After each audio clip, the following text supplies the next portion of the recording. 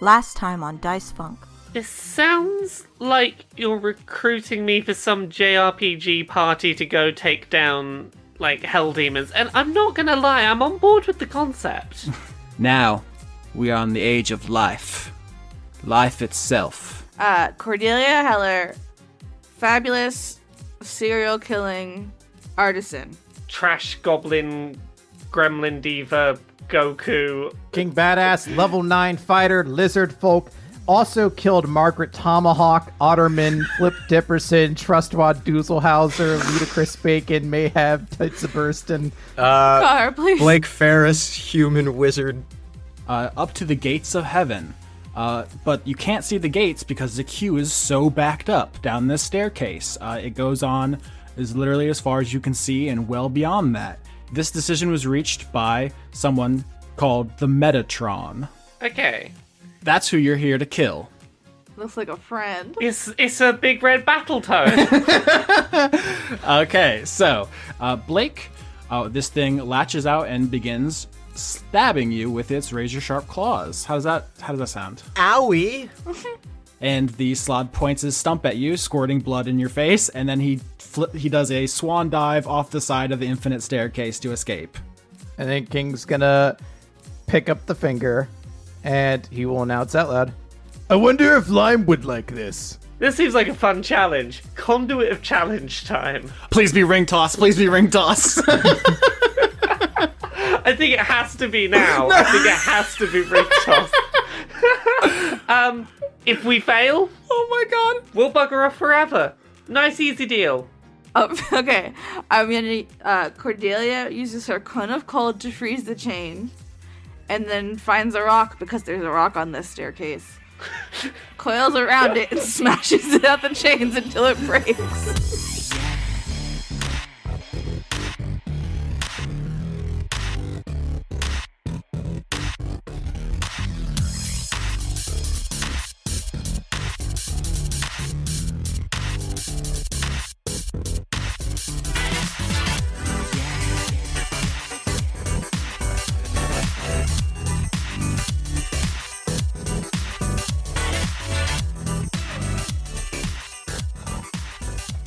My favorite weeks on the show are the ones where I don't know if I'm tired or very energetic. Those are the best. I like when I'm tired, but also when I like hit the vape and then it creeps up on me and then I'm like, whoa. My eye has been twitching all day. Oh, I hate that. That is the fucking worst. My left eye. It's my good eye. All right, so at the beginning of each season, we take a little bit of time out at the beginning to introduce ourselves to new listeners and to really establish the bond between player and character voices. For new listeners, it's hard on a podcast sometimes to tell who's talking. So I am Austin Yorsky. I am the dungeon master. I am the NPCs. I am the person who is really pedantic about the rules and annoying about plot details. That's me, Austin Yorsky. You're hearing my voice now. Patreon.com/Austin Yorsky, not only my sole source of income, but also a fund for anyone who needs audio equipment, which we frequently ruin because of who we are as people. Everything's broken. Oops. All the time. At one time or another, we've replaced computers, microphones, headphones. I got a new mouse, and then I immediately injured my hand so that I can't enjoy it in its fullness. But that is patreon.com/Austin Yorsky, and that's me, who is the person whose name that is. Also introducing on this show some of the player characters. Lauren, you're here. Your eyes twitching. You're having a day. Yeah, my name is Lauren Morgan. I'm going to do an accent, but I'm not going to do it right now. I'm playing Cordelia Heller. If you want to check me out, my Twitter's and it's in the description because I don't want to spell it right now. Rollgalicious. Buy my titty pictures. You spell Rollgalicious the way you would if you were a mid-2000s emo teen. Honestly, that's where it came from. So that's what happened, and it just kind of stuck, and that's my brand now. That's a lot of the people on this show's brands. I'm not going to point anybody out in particular, but a lot of us went through it, and we're still kind of going through it. But that's Lauren Morgan, Cordelia Heller, the Warlock Yuan T. That's a snake person. Oh. Yeah, thank you for telling me the things that I should have said. Yep, no problem, dog. Thanks, homie. Who else wants to talk? Oh, okay. I'm Conrad Zimmerman, and I don't know if I even did an accent prior to this. in the previous episode, but I'm playing Blake Ferris, who is a human wizard. You can find me on Twitter at Conrad Zimmerman. I do some other podcasts like Boston's Favorite Son, which is a nightmare. It really is. There's really not a better way to describe it than that. So just go listen to that nightmare. And I had a really funny thing that I was going to say in response to Lauren's thing that I've forgotten, and that's pretty much par for the course. That's kind of the Conrad Zimmerman experience. Yep. So that's Blake Ferris, human wizard. Laura, I know you want to get a hand on this ball. It's me. I should get on this. Remind everyone, hey, you know that one you heard before? That's Lauren with an N at the end. I'm Laura Dale. I play Nifyx, who is a gnome bard who is just a little angry gamer troll that also is a little bit like Goku in that they just want to have all of the challenge even when it's not a smart idea. I'm Laura K. Buzz on places on the internet.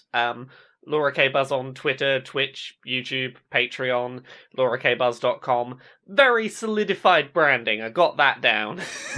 I worked out how to get just like one phrase and make it work everywhere. Also, be a books. Oh, books. Yeah, I should talk about those. Thank God for Austin. It's been a long week. Uncomfortable Labels. It's a book about being trans and on the autism spectrum and how that's actually a really common overlap. And it comes out on July 18th, which is like scary soon, if not like now. That's very soon. And then there's Things I Learned from Mario's Butt, which is a coffee table book about video game character butt designs with a bunch of illustrations and guest stuff from a bunch of cool people in the games industry. And that's a thing that's coming out at the end of the summer, I think. Good, I want my copy. I will get you that copy.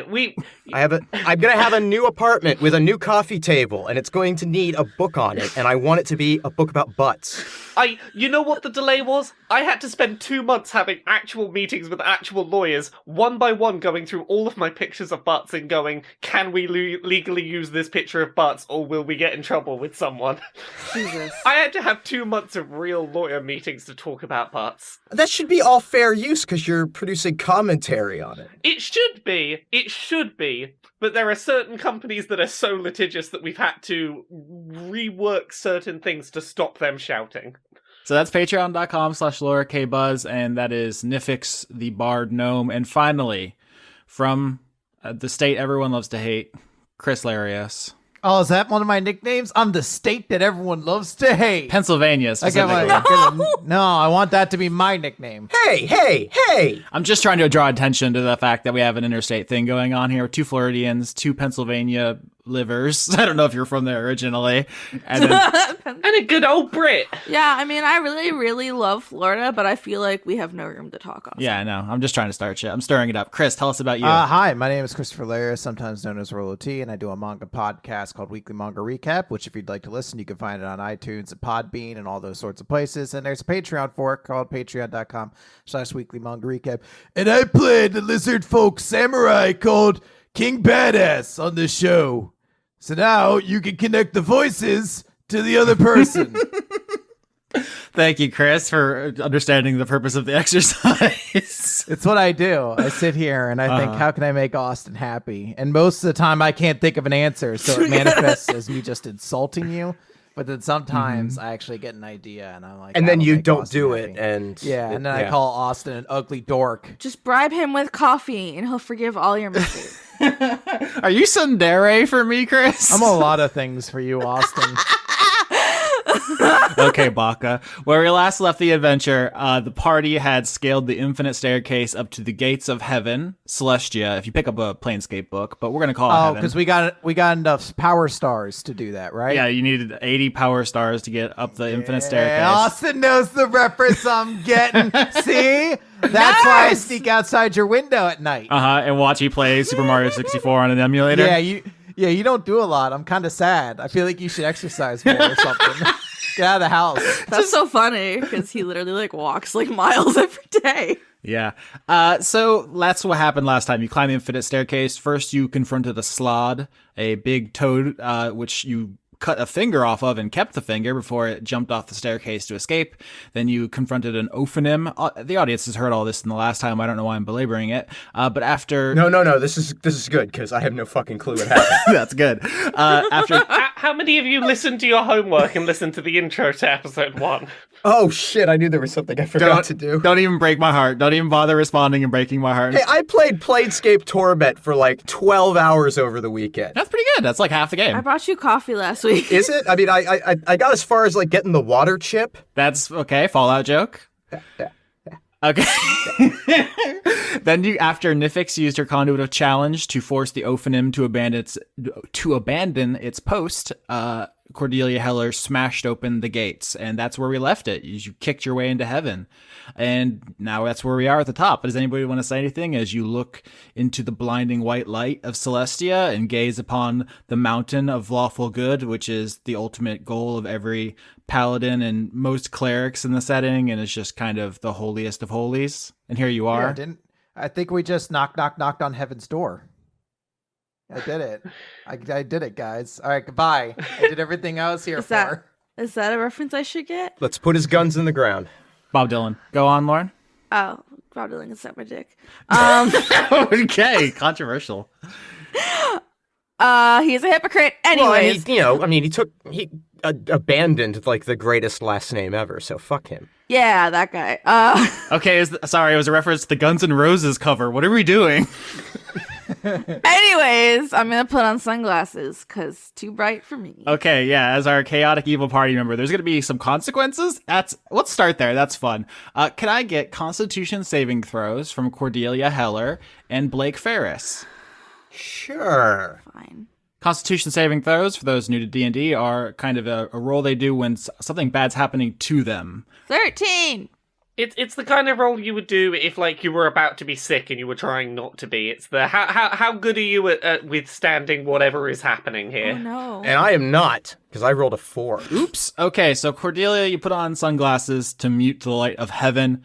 Ferris, you're not paying attention, I guess, and you get a face full of heaven light. And honestly, it makes you feel extremely bad. You're a neutral evil character. To reiterate, everyone should know that Cordelia is a chaotic evil serial killer, but Blake's not so good himself, and you fail miserably, and everyone, you see that Blake's already white skin blanches even further. He is not looking so hot right now. Did you remember to put your spiff on? Fuck. Sunscreen. You know, the lotion, and it has the spiff on it. Oh, no.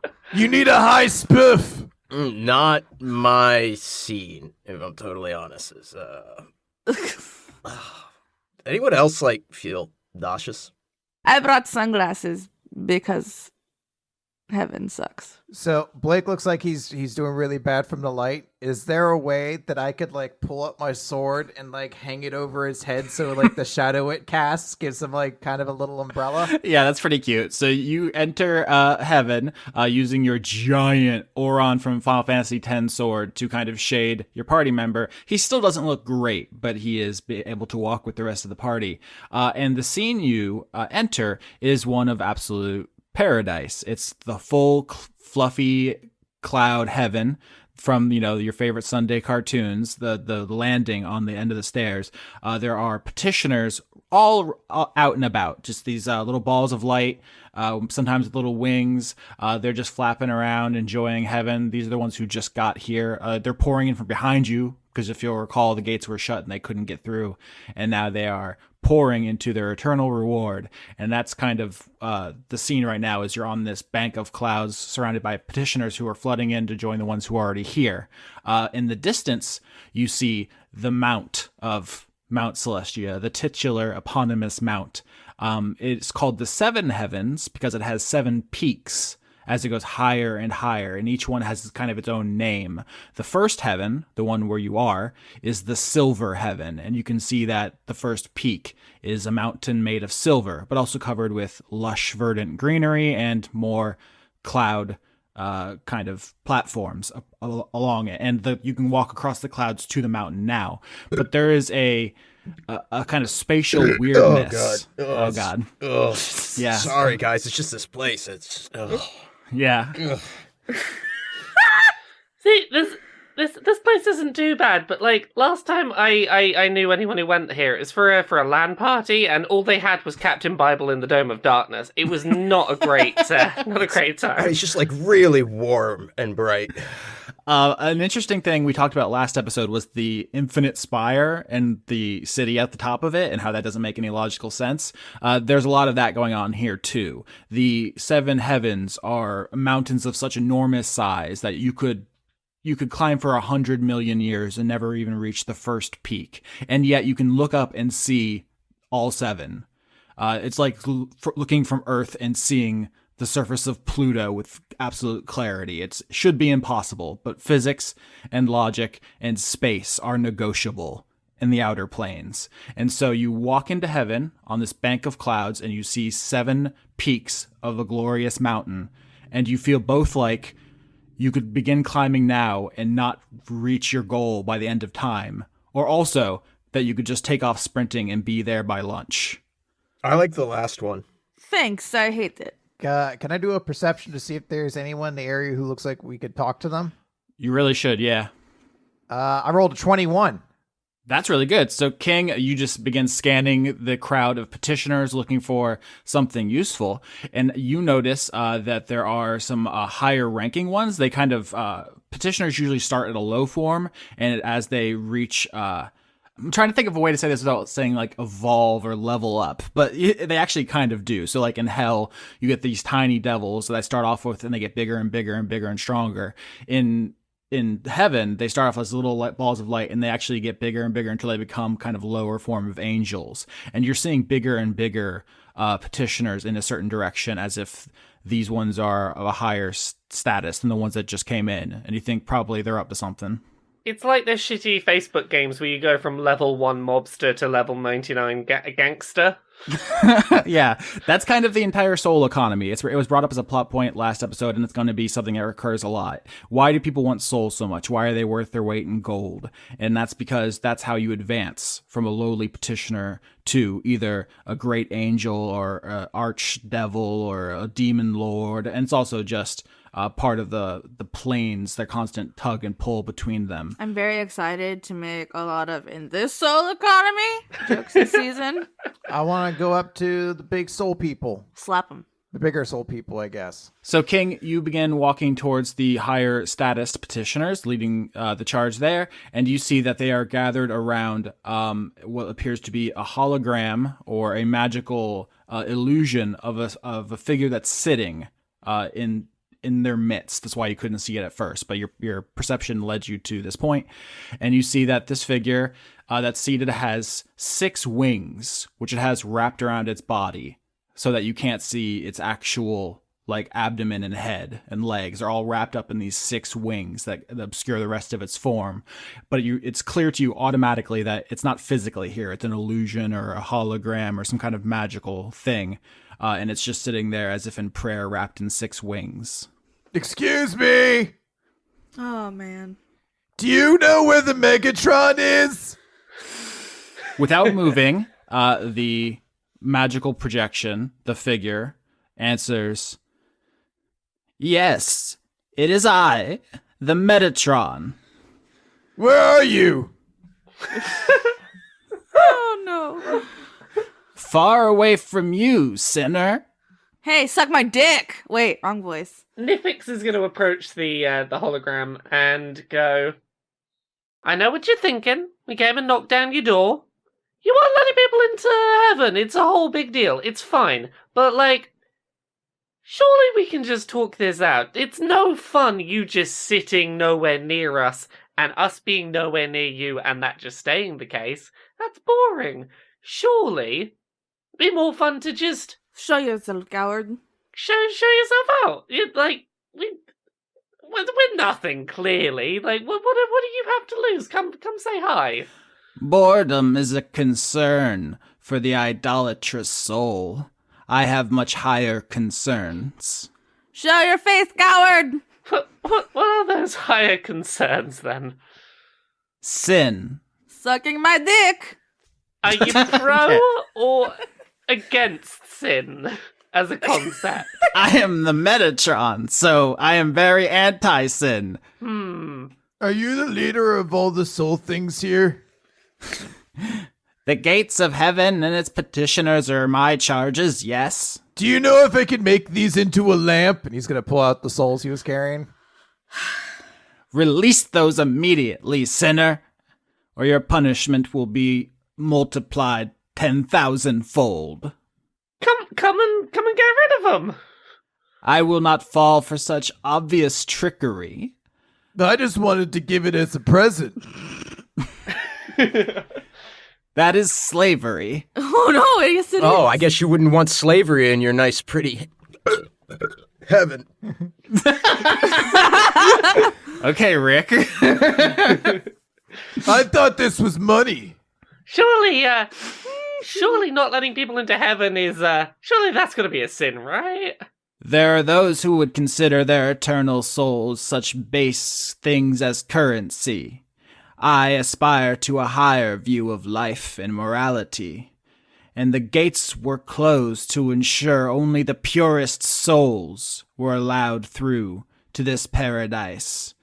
Oh, so you won't mind then if we just take all of these and leave? You hear the blast of a horn in the distance, a triumphant, glorious trumpet. All right, that sounds like approval. I'm gonna roll religion. That seems like a good roll. Can I roll religion? I'm going to see what I know.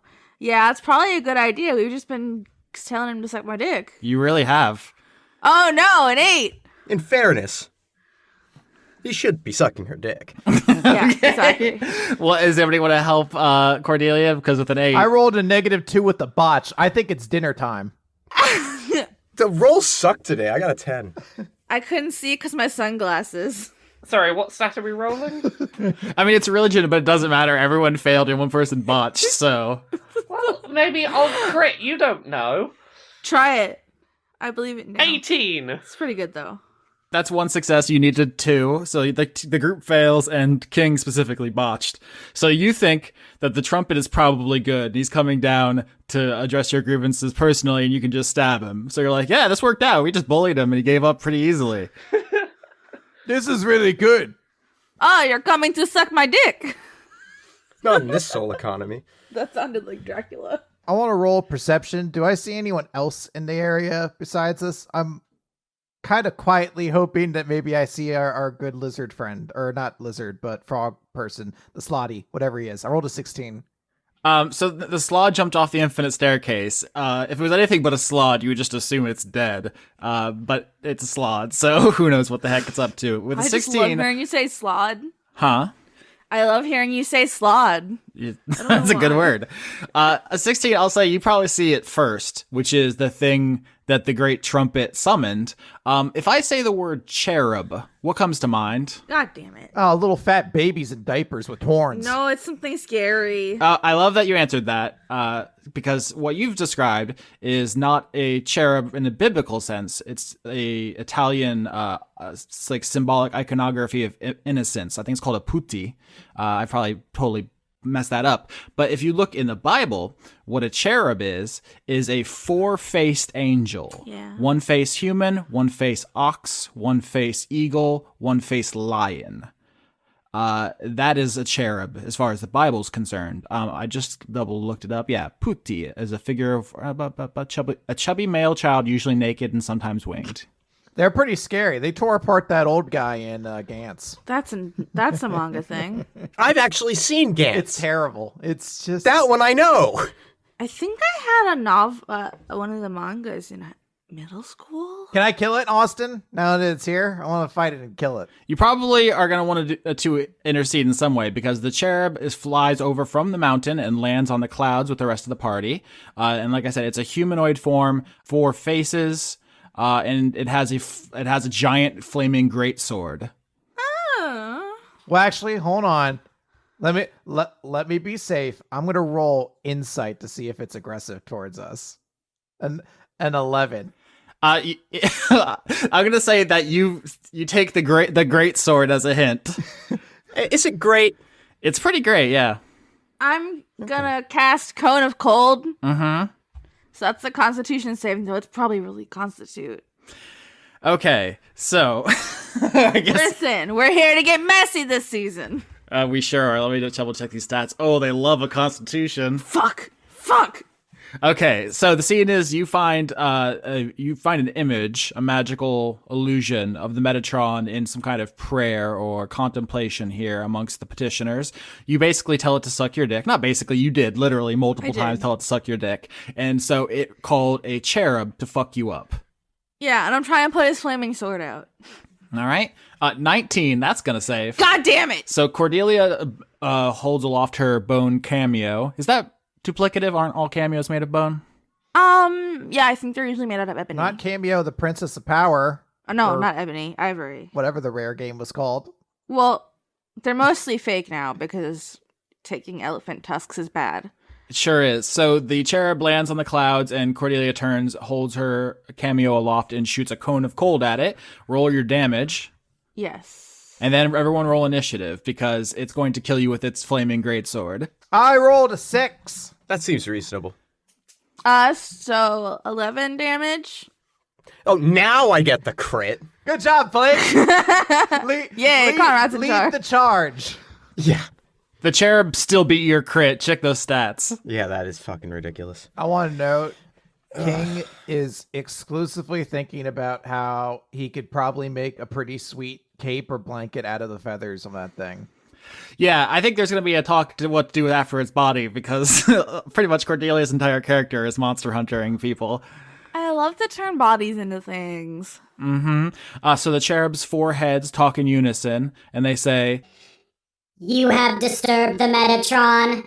The Metatron has disturbed me. That was very Italian.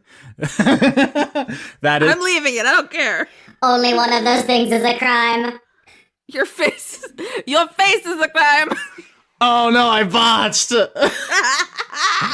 Okay, so the cherub raises its flaming sword, runs at Cordelia, and she says, your face is a crime. And he has 4, so he's very self-conscious about his faces. You get a free spell. Oh, fuck. I'm gonna cast Blight. Alright, it's another constitution saving. I'm pretty sure they all are, yeah. 19, I save again. God damn it. Well. The math. 18 damage. 18. As Cordelia, so the cherub runs at you with his flaming sword raised high. You say your face is a crime. It flinches in self-consciousness, and you blast it in the face with necrotic energy from your cameo, and it stumbles backwards. It is now your turn, Ferris. All right. Ferris is going to cast Confusion. Oh, he's so wise. He has the knowledge of heaven. He loves it. Ah, you suck. I botched. Ah! Damn it. That sweet bird got him. It really did. You bamboozled an angel. So tell us about Confusion, Blake Ferris. It can't take reactions, and at the start of each turn, it has to roll a d10 to determine its behavior, and what it rolls determines... Oh, there's a whole chart here. Yeah, there's a whole chart for it. I love charts. This is why people hate D&D. It's all the charts. Mm-hmm. It is now Cordelia's turn. I'm gonna cast Eldritch Blast. Mm-hmm. Because it's free. Yep. That's the signature warlock spell. It's just a blast of pure force from your warlock symbol. Alright, a 12 and a 16. Neither of those hit. Yeah, I kind of figured. We're starting at level 9, so... Yeah. So Cordelia, you fire 2 Eldritch Blasts, and the cherub is flailing wildly in confusion and just bats both of them away. It is now... That says Chris. It is now King Badass's turn. So King's gonna walk up to this thing, and he'd say, "Listen here, you son of a bitch.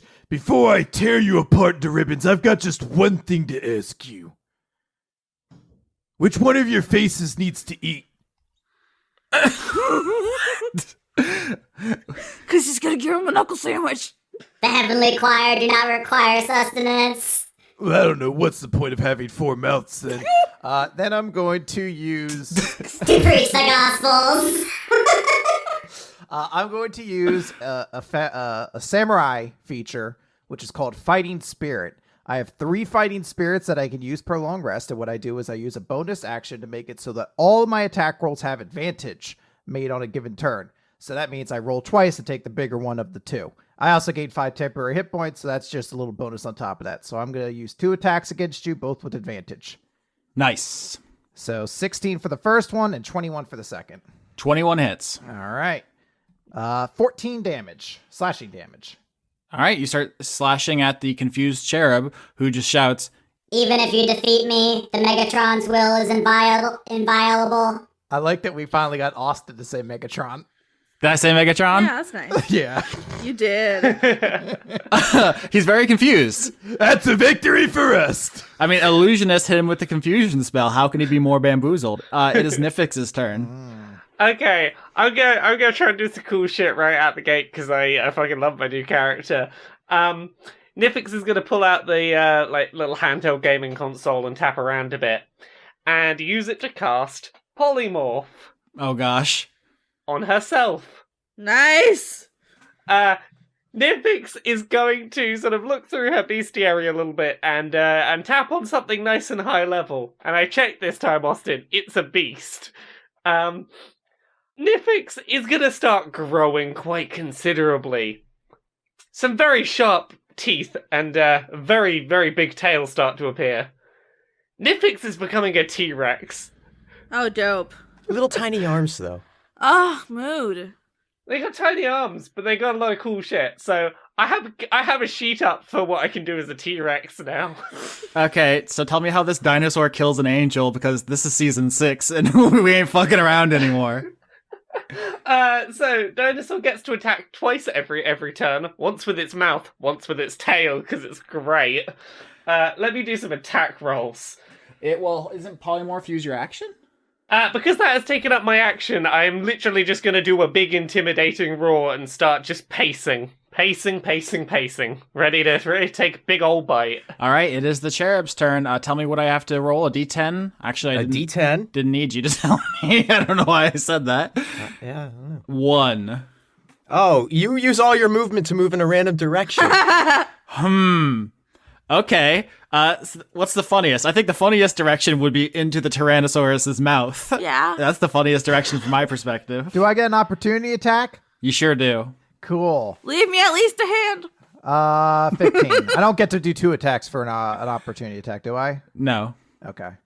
All right, so that's- King, you swipe at the cherub as it flies away, and into Nifyx's open mouth. It is now Blake's turn. All right. Well, then in that case, I'm going to cast Ray of Frost, which I have as a cantrip, and that's pretty handy.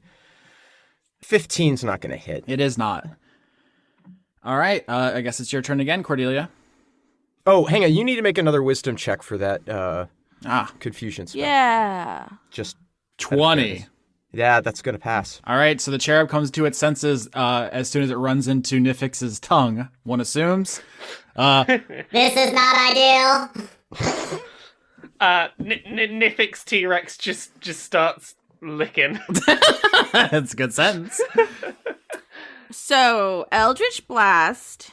Don't hit my nice dinosaur teeth. It's force damage, so I'm gonna try and hit him so hard he goes into the T-Rex mouth. 13 and 23? 23 hits, roll damage. 5. Oh, that's a tiny damage. It's so small. That's a damage Ito. God damn. If it had balls, it would be like you flicked them with your finger. Okay. Do not flick the cherub.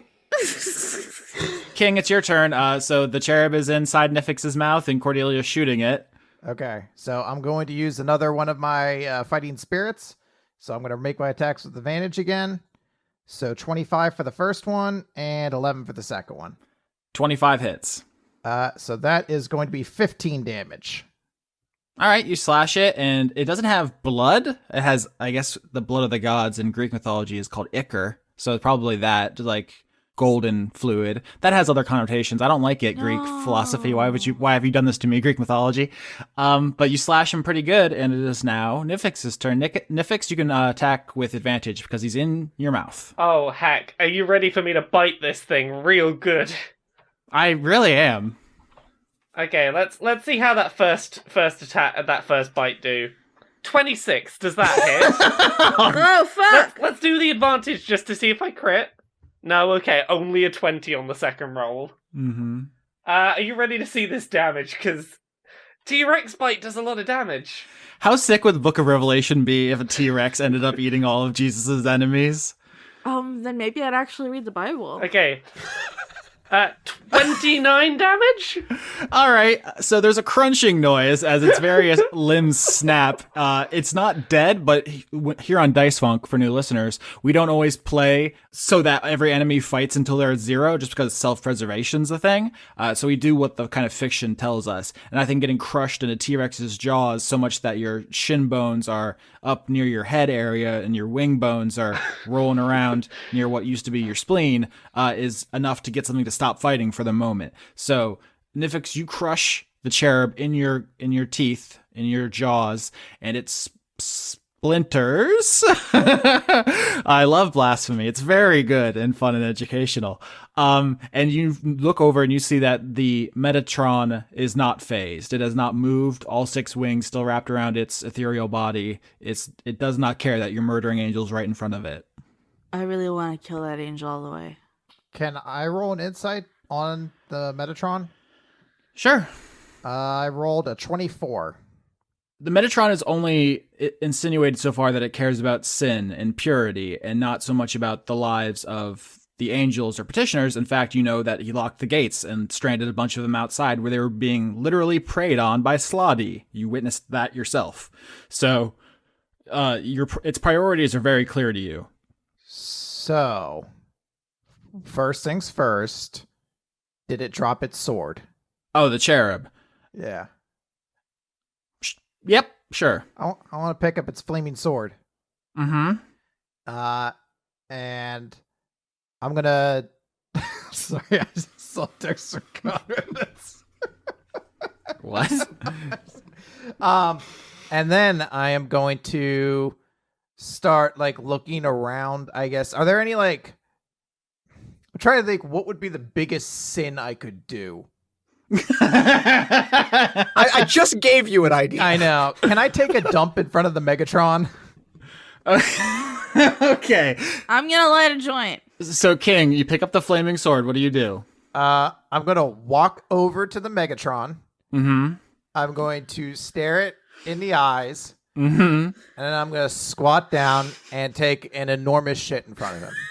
I was, no joke, I was having that same thought going, T-Rex could do a big shit. I saw Jurassic Park. This is what. Oh god, this is what we've come to. I want to do it while I'm doing the Conan the Barbarian sword holding pose though, with the flaming sword in my hands. Okay, so as soon as you start to take off your pants, I think the Metatron dissipates because he doesn't want to witness this. There's no reason for him to stick around. You can go through with it afterwards, after he's gone or not. That's between you. He'll know. and He'll God. know it happened. Yeah, who stops the process once they start? That's Oh, I don't like this conversation.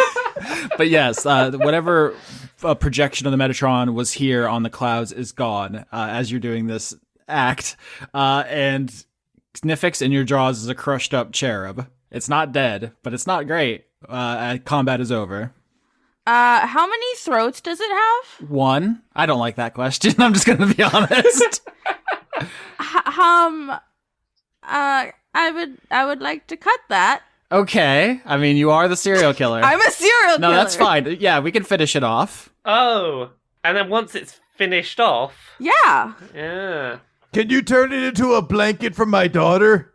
Yes. Yes. Yes. I will Awesome! stuff the skin with the feathers for downy comfortableness. Cordelia has an ability called the Chronicle of the Raven Queen. Now, this isn't the actual Raven Queen, who is a canonical D&D character who's dead now. It's her Valravan girlfriend, Lynette. But basically, she can take a piece off a corpse and put it on her Warlock spellbook, and the answer to any questions she asks will become written in blood in the book. This is kind of like Speak with Dead, except for with Speak with Dead, the creature is under no obligation to answer you, and it can be very cryptic. So if you try to kill this thing and then use Speak with Dead normally, I mean, A, it's an angel who just said, no, leave me alone. I refuse to cooperate. And even if it was something that cooperate, maybe you couldn't understand what it's saying. Chronicle of the Raven Queen just gives you the answer you want. I really regret taking Speak with Dead now. Gives you the answer you want or the answer you need? After 1 minute, the answer appears written in blood in your book. The answer is provided by the dead creature's spirit to the best of its knowledge and is translated into a language of your choice. You must use this ability within 1 minute of the creature's death, and a given creature can only be asked one question. Do we want to ask it how to get to the Megatron? Or where the Metatron is. Where is the Metatron also in the same question? Because I haven't finished my sentence yet. What is the best route to the Metatron? How get there? To whomst is the Metatron. Worms. To whomst where? To wheremst is Metatron. Location as to Metatron is equal to location as to give it to us, you whore. Yeah. Whoa, let's not, throw around the W word. Slut shame the cherub. I mean, it is dead. It won't know. So you cut the arm off the cherub, put it in your book like Yoshikaga Kira or something. Oh, yeah, I do. After a minute, written in blood is the answer to where the Metatron is. The Metatron's physical body is inside the Cathedral of Stars. All right.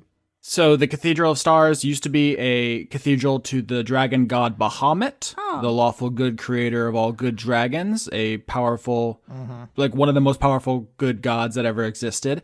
And a great summon. Yeah, in Final Fantasy, yeah. And the cathedral moves throughout heaven. It's never in one place. And so the layer of the Metatron is constantly moving. And he projects himself out to spend time amongst the people of Celestia, but never leaves the cathedral personally. I do not like this answer. You see, and that's the difference between getting the answer you want and the answer you need. So it's kind of like a temple boat sailing across the cloud sea? Or Awoo's moving fortress? Fuck off. You son of a bitch. You love it. You are the worst. I hate you. No, you don't. Nobody hates me. You hear the confidence in her voice? She's too powerful now. Oh, yeah. Sorry, guys. Can I look over the edge of the clouds to see if I see a sailing temple? Is this how King dies? You do not see the Temple of Stars. You see the mountain that you could jump to from the clouds and begin climbing it to look for more stuff. I'm gonna do that. I'm gonna run. I want to exercise. That fight got me started, but kind of blue balls me at the end. I want a longer one. So King is gonna get this extra energy out that he didn't expend pooping to run up the mountain. I know one thing people always say about D&D podcasts is like, why can't they just say numbers at each other for longer and longer periods of time? That's my favorite part. Does anyone want to ride the T-Rex to wherever we're going? I can fly at will, so I'm just gonna fly. And by fly, I mean wiggle in the air. Yeah, that's just got to be strange to witness. Okay, so King takes a running leap off the clouds and onto the silver heaven with the first peak, the first part of the mountain. What does everyone else do? T-Rex Nifyx waddles and takes the leap as well. Yeah, Blake will stroll over. Constitution saving throw. Just for Blake? Yep. That makes sense. Is it because he's just a guy? Crit. Oh, shit. Okay, with a crit, so you jump off the clouds and onto the mountain, and you feel a sudden surge of energy from just the life force of being in heaven. It's not like the same kind of alignment. You're neutral evil, but you're not made of neutral evil. The species that are called Yugoloths. You're just a human, so you do have the capacity for goodness somewhere inside you. And so when you touch the mountain, you have a brief surge of energy and bodily health. And actually with a crit, I'm going to give you something additional in addition to not getting sicker, which is you feel very specific pain on your back. Oh. Like I've been hunched over a desk for the last 20 years on the internet? Or No, like you reach back to feel where it hurts and there are puncture wounds in your back. I knew it! Ow? Ow? What's back there? You can't see it, so you can't determine that. It's on your back. Hey! Some of my back All right. I'm gonna roll insight Medicine. on his back. It's medicine. I know. I just wanted to say that. I rolled a 12. 19. Okay, so half of the people who tried passed, I guess. No one else is going to roll. Cordelia, you look at the wound on Blake's back, and it seems like it's a claw mark from the Slod who stabbed him.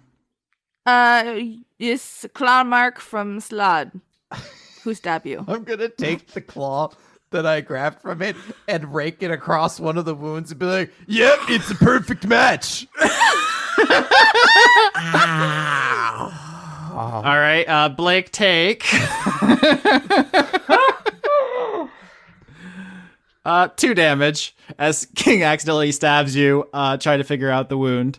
I want to. Cordelia's gonna stuff some of the cherub feathers in there. Oh, this is really not going well. Like it might help, like herbs. It's all extremely bad. Doing back there. I'm trying my best. I think wounds on the back are pretty cool. I mean, it makes you look like a coward, but still.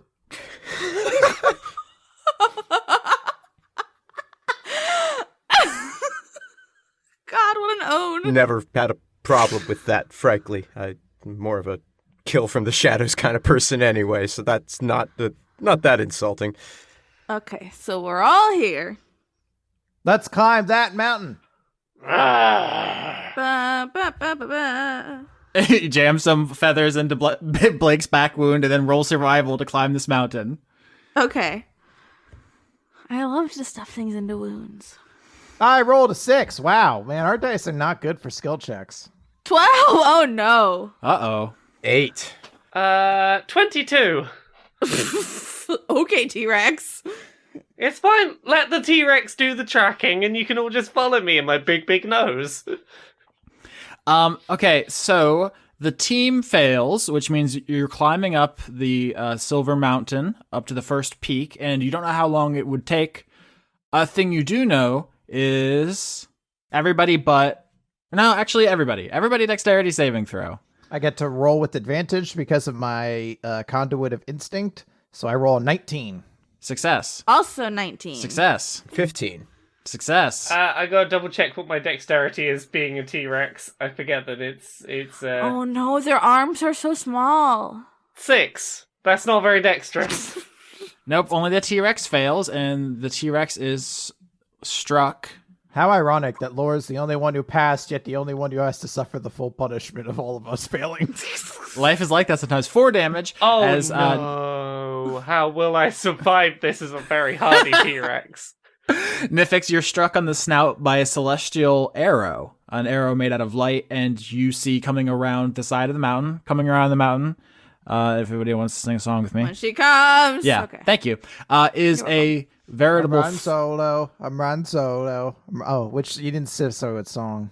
a flock of angels. And I ran. Dozens of angels. What does the hair look like? Oh my god, kill me. Flock of angels. Well, they're a choir or a chorus or a flight or a host. Oh, I was gonna go with a city of angels.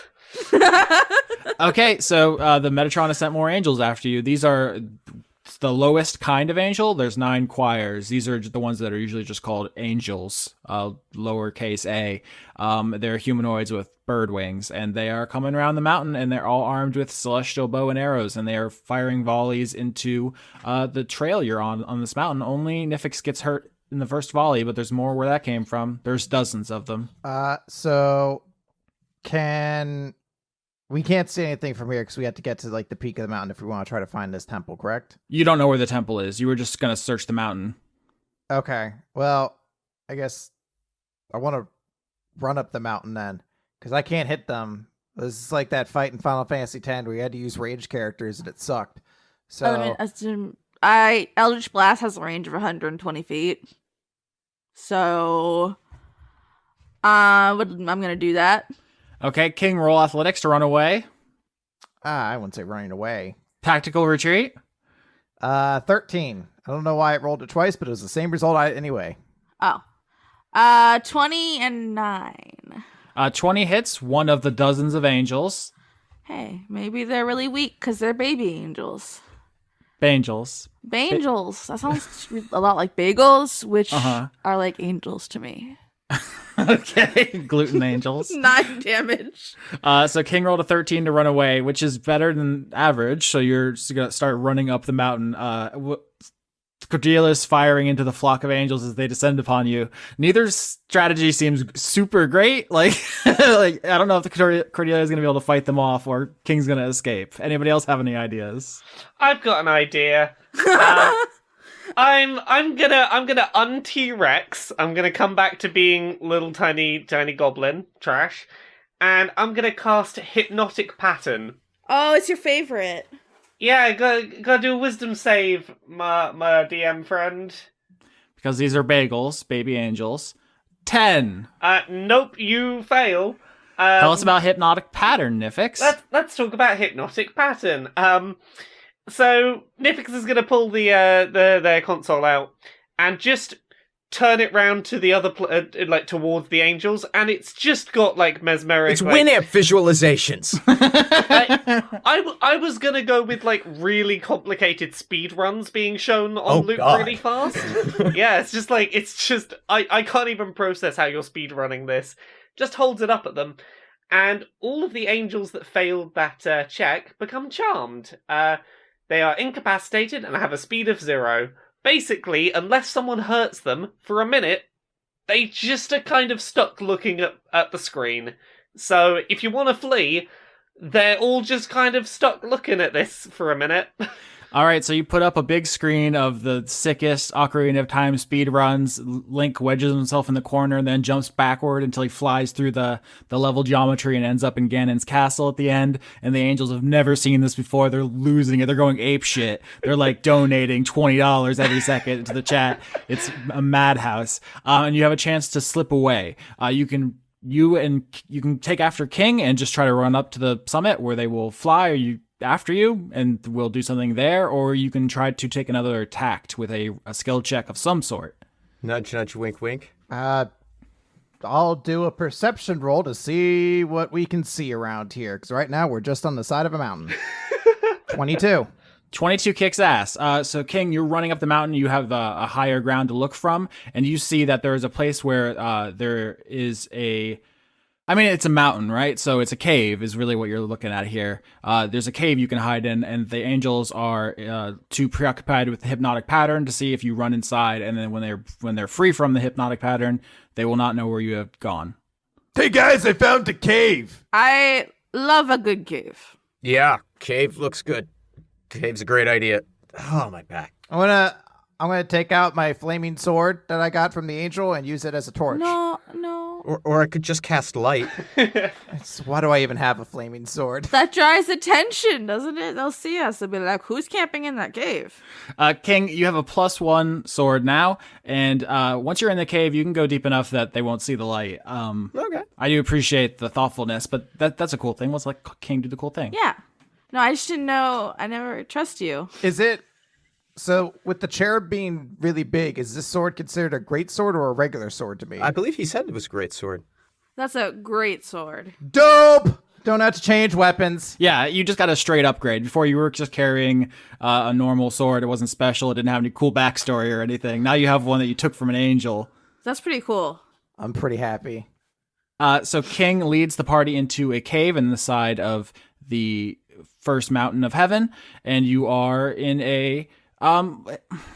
So the walls are silver, not like color, like the precious metal silver, all of them. Okay, I'm gonna get I want to lick it. one of those chippy things and start trying to break the walls down. Okay, I assume you didn't bring a pickaxe with you. You never know. I don't. I guess that's true. An interesting thing here is there are no mine carts, there are no tracks, there are no any sign anyone's ever mined this, because can you imagine something more blasphemous than trying to mine heaven? Well, okay, so how do we mine heaven? there's no actual reason for me to do this, but I really want to use the remains of the cherub to make a pickaxe so I can mine it. Oh my god. Okay, Lauren, you want to use your conduit for the first time? You want to construct a magic pickaxe? Yes, out of the cherub's bones. Well, a cherub is a cherub is 1/4 human, 1/4 ox, 1/4 eagle, 1/4 lion. So I think ox horn is definitely the pick part, and then just a bone from the rest of it can be the handle. What do I roll to mine?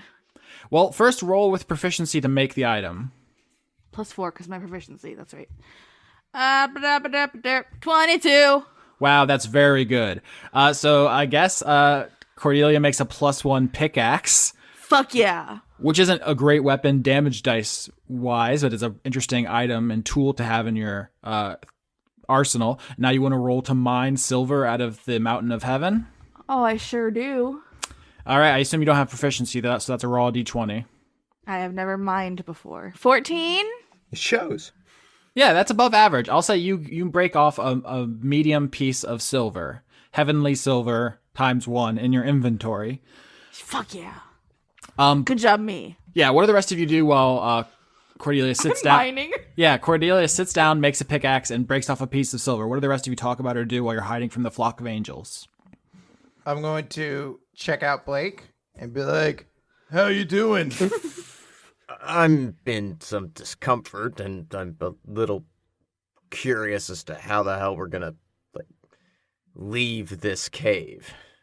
That's interesting. King's gonna pull out this book and he's gonna be reading through it, and he's like, "What is your favorite food?" And he's gonna put the book down, so he's staring you in the eyes, and he has a very excited face. I like tacos.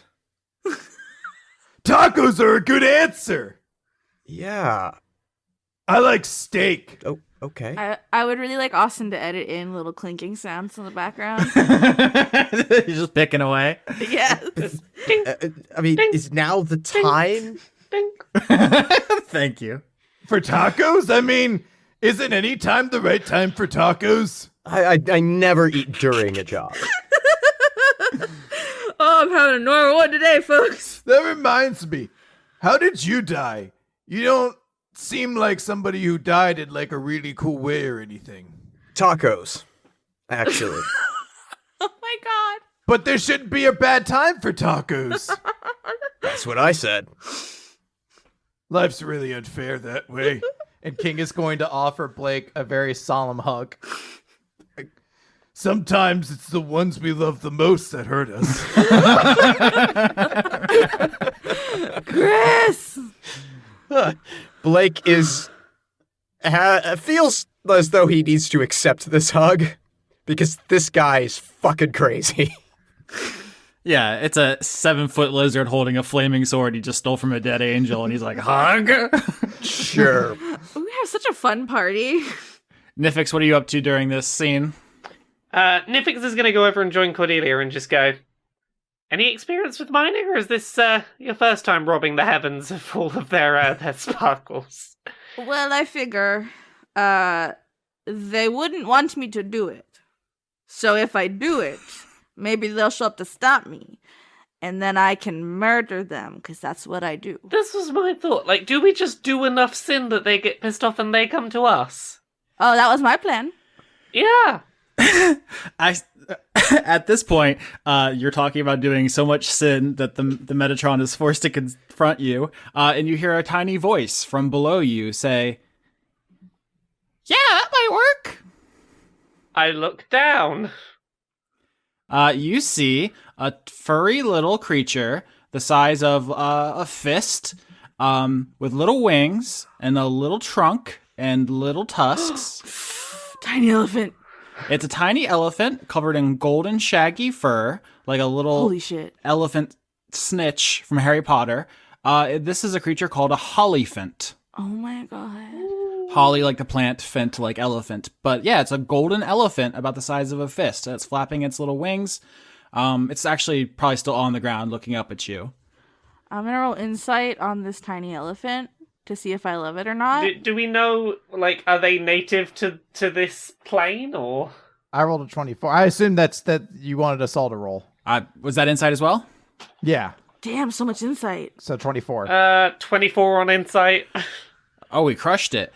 So you know that the Holophant is a native creature to the upper planes. It's a celestial. Broadly speaking, there are celestials, which are creatures from the upper planes, and there are fiends, which are from the lower planes. And then there are subdivisions in there. Famously, like devils and demons are both kinds of fiends. And the Yugoloths is the third kind no one really likes, but lawful, chaotic, neutral, respectively. Celestials are similarly broken down. If you pick up a Planescape book, you're going to see a lot of terms I'm not using. There are a couple of reasons for that. One is because it's a little complicated and I've tried to simplify it for the audience.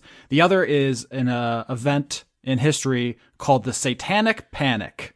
Oh, hell yeah. Woo-hoo. Not hell yeah, but I know a lot about it.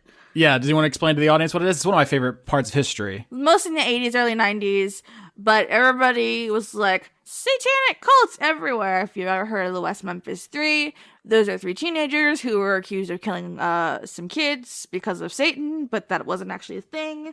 It's really bad. It is also a really phenomenal time for reactionary Christian home video. Yes. And yes. Man, you want to have some fun and go down a good rabbit hole, start checking out YouTube and looking for Satanic Panic videos, because all of these churches started producing their own like home video libraries and sending them out to congregations, and you could mail order them, and they are insane.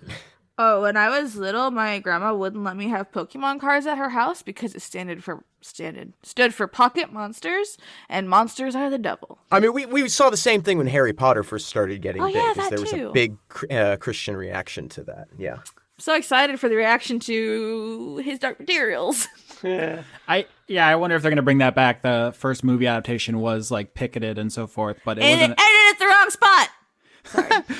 But yeah, so the Satanic Panic is a really interesting time in history. Some of the in addition to the funny videos and the weird pop culture stuff, there were some really high profile lawsuits. There was actually multiple around daycares where people said like kids were getting sacrificed in the basement of daycares. And that sounds really familiar. Like kids in a pizza parlor basement. It's weird how the more things change, they stay exactly the fucking same. There's a direct line in evangelical conspiracy theories, but the one of the weirdest things about those lawsuits is they went to trial. Like, there were big deals. The state spent millions. Those buildings did not have basements. I love this country so much. Oh, but we have like actual children dying right now, but it's okay because they're not white. So what you're saying is the fluffy snuffleupagus is a Satanist. No. I did want to give one more anecdote, which is the rock band, or I guess the British heavy metal band, Judas Priest, was hauled into court because they were accused of putting satanic backmasked messages in their music to make their fans kill themselves. And their legal defense in court was, if their fans are dead, they can't buy our albums. And the case was dismissed. It's pretty ridiculous. Well, there was a pastor who is still around and kicking and pretty well known, but is that one old guy? Yeah, narrow the field a little bit. But he went on tour with Slayer. What? Oh boy! During the time at which they were really big, and they had a very pro-Satan kind of message in their music, and he was like, "Yeah, but backstage, the thing that surprised me is like they're not into that. They just wanted to go like drink after their show." It's like, well, no shit. They're in a rock band. You moron. Yeah, Black Sabbath started as a blues band. One of them was a vegetarian. The rest of them were Christians. Like, none of it has that much basis in truth. But the reason I say all of this is because Planescape came out in the early 90s, and it was affected by this. It came down from management that they wanted to make a line of products about the Outer Planes, but without using religious iconography. So the words devil, demon, angel, and many words like that were taken out. And so I'm using them partially because D&D has gone back to them. If you open up a monster manual in 2019, they say devil and demon, but also because there's just not much resonance. If I say like Asimon, what does that mean? It's angel. It sounds like ass in Pokemon. It's the reason we're going to keep referring to this plane as heaven. Yeah, they did a bunch of that stuff too. Hell became Bator. I hate it. Mount Olympus became Arvandor. They did a bunch of that. I'm not using any of that. Hell is hell in D&D. As far as we're concerned, heaven is heaven. Demons are demons, devils, angels. All that stuff has been restored. But I'm just, for anyone who's curious, if you pick up a Planescape book because you're like, oh, I like this season with all the devils and shit, and then you pick it up and you're like, what are all these words? Why are none of the things Austin talks about in here? That's why, because there was a executive mandate not to make Christian moms mad. Anyway, the Hollyphant is a celestial. It is a creature made of good from the upper planes, the good planes. But with all these incredible insight scores, 24 and 24, you do know that it wants something from you. It's not here just to be your no strings attached helper. It does have a good mission, but it does want something from you. As the smallest one, like, already, I'm gonna address this thing and go, so, no chance, you just want to help us because, you know, it's the right thing to do, friend, oh buddy, oh pal, you know, do a good deed, good Samaritan, that was a story, right? From the Bible, which does exist in D&D. All of the Earth's religions exist in the player's handbook, yeah. If you want to check. This little Hollyphant says to you, well, I do have an arrangement. Perhaps we could come to. I'm sorry. My name's Lancelot. Oh, that's adorable. I'm Nifyx. I want to be your best friend. How do you do? I'm doing pretty good, Nifyx. I don't know if how you do it from where you're from. Do you exchange conduits when you meet? Some people don't like to do that. Oh, I can do that. Conduit of challenge. Oh, I'm the conduit of the lost. I am the conduit of expression. King's wondering if he could eat it. No! Like he's thinking, he's like, yeah, I'm kind of hungry for tacos now. Elephant tacos sound pretty good. Lancelot is perfectly bite-sized for the record. So this is when Lancelot explains to you that he is a representative of the Aethar, Athar. The Aethar are one of the factions in Planescape. Now here's where Austin turns to the audience and says, so factions. If you asked someone what the defining characteristic of Planescape is, I feel like most people would probably say planes. It's right there in the title, Planescape. I disagree with that assessment. Greyhawk has planes. The Forgotten Realms has planes. Golarion has planes. Eberron has planes. They all have planes.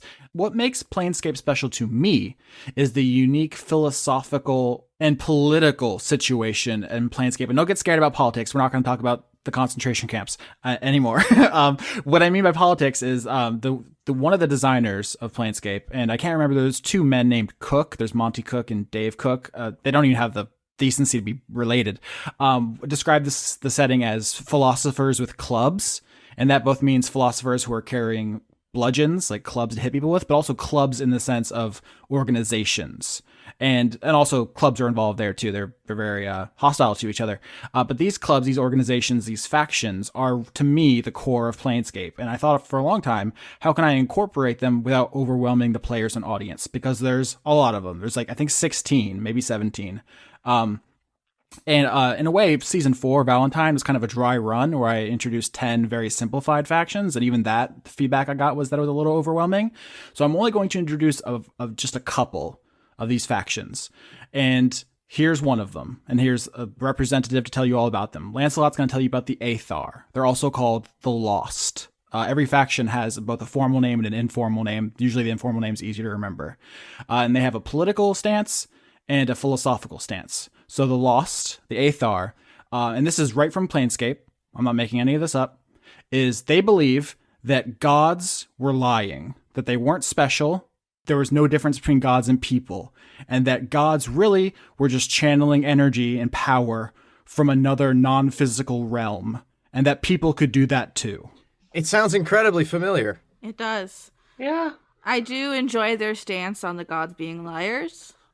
Also, like, in a world where conduits became a thing, not far off. Yeah.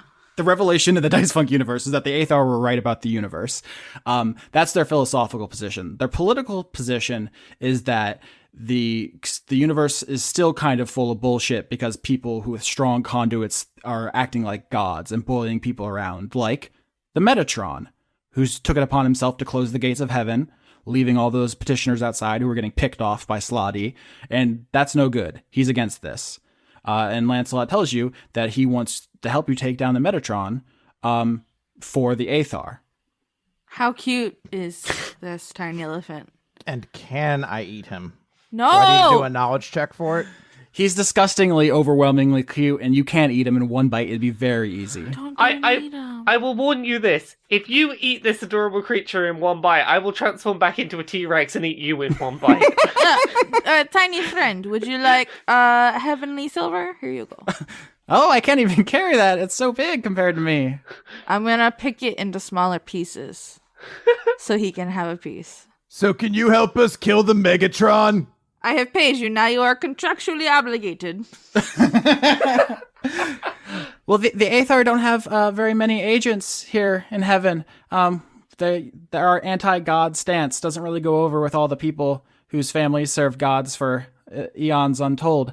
But I do have a way forward that might get you closer to the Metatron. Cool. I don't care about the other stuff, but killing the Megatron's what I'm all about right now. Is there the I get the feeling that this isn't just a one-way street. What are you wanting out of us other than this thing being dead? Well, right now, the planes are in a constant eternal struggle for souls and members as the different factions vie for strength and stuff. I guess I'll just cut to it. The Lost are looking for new members, and we really like it if one of you joined. What is required? Are there membership fees? No, because I just gave you silver. That is my membership fee. So every faction has different requirements and expectations. The Aethar are pretty chill. Basically, nobody has to join a faction. You can roleplay any way you want. But if you want to spend downtime scenes joining and working your way up the factions, that's the best way to kind of gain power and status and influence in Planescape. I see this is a Lauren trap. It's not. I didn't make up the Aethar. I know it seems like I'm trying to trick you into killing anything resembling a god. No, because it's so cute. So the main thing that these ones want is, hey, kill the big powerful assholes that treat themselves like gods. I mean, yeah, cool. Those sound like challenging fights. Yeah, and so he's not everyone has to join. He just want people. And in fact, if you spread yourself too thin, you're going to really reduce your rewards because you only get so many downtime scenes. And so if you commit to the Aethar, your rewards will be much greater than if you do like one mission for the Aethar and one mission for the Harmonium and one mission for the Revolutionary League or whatever. I'm only going to introduce like 3, but it's up to you. I'll join something spookier. Okay. Oh, there's some spooky shit. In fact, Do you guys want to talk? Okay, I have like one more scene and then the episode's over. Do you want to talk about the Planescape factions a little bit more? Because maybe you have one in mind in character. Okay, but before you do, I do just want to clarify something about this first one you brought up. Mm-hmm. You mentioned the little fluffy, adorable creature being good aligned. Is the faction good aligned? Not all factions have a stated alignment. Some do. They're the chaos attacks. They're literally they worship chaos, so they're obviously neutral chaotic. But not all of them line up so cleanly. So the Aethar don't have a particular goodness or badness. I suspected as much, but I felt it was worth clarifying. About spooky. Yeah, so you want a spooky faction? There are a bunch. There's the Bleak Cabal, also known as the Madmen. I love it already. Their headquarters is the Insane Asylum in Sigil. Fuck. And they believe that nothing matters, nothing has any meaning. But that also means that because nothing has any meaning, that you should try to make your own. They're existentialists, basically. They run all the soup kitchens. They run all the charity drives. They try to help everyone because nothing matters. Okay. In fact, you can almost one-to-one give each faction a real-world philosophy. Like the Aethar are basically atheists. That's, their name. Like it's not even it's not a trick. Aethar are atheists. They got me. And then I think the other spooky one are the Dustmen, also known as the Dead. Oh, I heard of them because I played Planescape Torment for 12 hours. Yep, you wake up in their headquarters in the mortuary. That's where Planescape Torment starts. The Dustmen believe everyone is already dead. Everyone in every plane, everyone's already dead. It's like all of existence is actually an afterlife. So why fucking bother? That's very cool too. Yeah, there's a kind of specific kind of Buddhism where, because people think of Nirvana, like everyone knows from the rock band, that Nirvana is like a existential, like next level, like a next state, but it's not like paradise. It's not exaltation. It's nothingness. It's oblivion. Yeah, it's it's ego death. It's the end of the spiritual cycle of torment. There you go. Name drop. But yeah, I actually didn't make that connection. I studied a lot of Buddhism.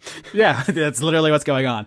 So both the audience and the players, you don't have to research any of this. You don't have to know anything. I'm only going to bring a couple of these up, and they're going to be completely optional. You can tell this Hollyphant to go fuck itself, or you can you can join the Aethar if you want, and there will be a couple more throughout the season as it goes on. But this is an introduction to the concept of factions. I think some people in our audience are familiar with the Magic the Gathering setting Ravnica, which has one city with a bunch of guilds, and they're very, very similar. Ravnica and Sigil. Girl. I was waiting for you to ask which one's the Gruul. I have an answer. It's the Revolutionary League, who are anarchists. And if in Magic the Gathering, the leader of the Gruul is literally known as the Anarch. So it's a pretty 1-to-1 if you're looking for the Gruul equivalent in Planescape. It's the Revolutionary League. Dope. But yeah, so this character, Lancelot the Hollyphant, he's a little golden elephant man, and he says he can help you kill the Metatron if one of you joins the Aethar. So long as I'm correct in my understanding that by accepting this, I'm not obligated to not back out if something cooler shows up, I'm on board. Because it sounds like their whole thing is killing very strong people who are essentially the closest thing left to gods, and I'm very up for that. It's a good challenge. Not always killing, sometimes just denying. But yeah, that's probably what they want you for. Yeah, I'm gonna go kill all the not gods that want to be gods. Yeah, this falls right in with Blake's philosophy of self-independence. He's all about this. So Lancelot wants to give you an item, Nifyx, to symbolize your membership. It's going to be an arcane focus. What if he re-gifted the silver? That'd be so rude. That would be pretty rude. Do you have an idea, like an item he can give you? It's going to be a +1 to your spellcasting and spell save DC. I'm trying to think of like something pure and heavenly that also works for gaming trash gremlin. All I can think of is the little clouds that those Mario guys with the fishing poles ride around in. The Lakitu? Yeah, those guys. I know that's not a real thing, but I just want to imagine her just whizzing around in the little cloud car. Yeah, we can't give her infinite flying for free. But what were you saying, Chris?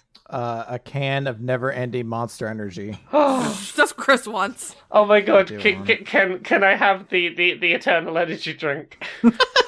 Sure. I think more likely you have an energy drink on your person, and Lancelot gives you like a little pin symbolizing the Aethar, and you put it in the energy drink can, and it infinitely replenishes it. Oh. What flavor?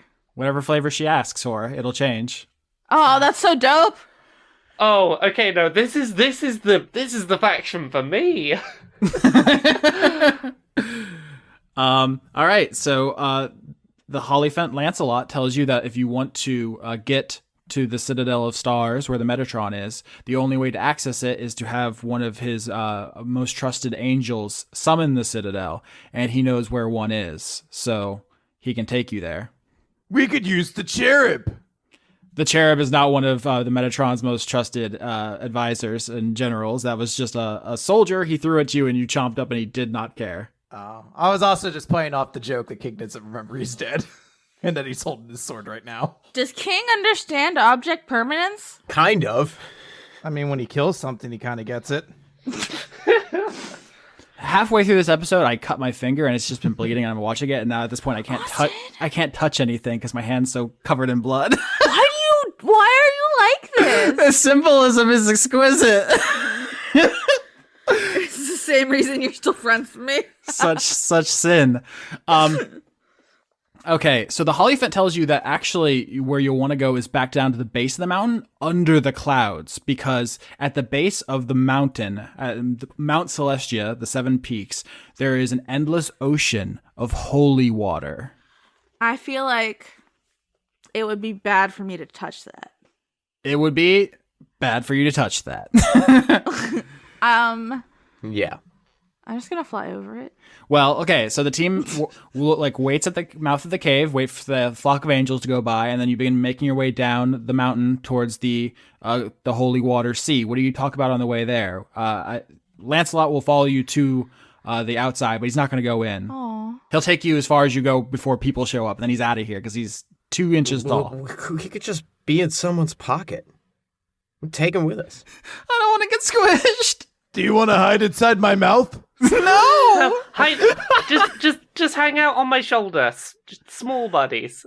Okay. Lancelot hides on Nifyx. I'd like to think that Gustav starts pecking him. Mm-hmm. Rude. Extremely rude. Yeah, Gustav's a little shit. That's why he's great. Okay. King will open up his book of how to talk to flesh things. Yes, please. And he's going to say, what is the first thing you do when you wake up in the morning? And then he's going to put the book down. He's going to stare out into kind of like the abyss of the world. And he's going to be like, I mean, poop, right? I eat 1 egg. I check if any of my my imaginary monsters have leveled up in Imagimon Sleep. Pokemon Sleep sounds like something fake made up for Planescape. It's monsters in your dreams. I like to start my day with a bowl of plain oatmeal. Yes, so. Oh my god. Do you put steak in it? No. Why would you do that? The oatmeal is Why would you eat oatmeal? What? for sustenance. Actually, hold on a moment. And King's going to whip his head back to Cordelia. He's going to be like, when do you poop? Also, follow-up question. How do you poop? I don't have any spell slots left, but if I did, I would cast silence. Actually, you do have spell slots. It's hanging in the cave with Lancelot was a short rest, and warlocks get their spells back on short rest. Oh. I really shouldn't waste it on silence, though. No, but that means I can get spell slots back too if it was a short rest. Yes, I'm very excited. All right.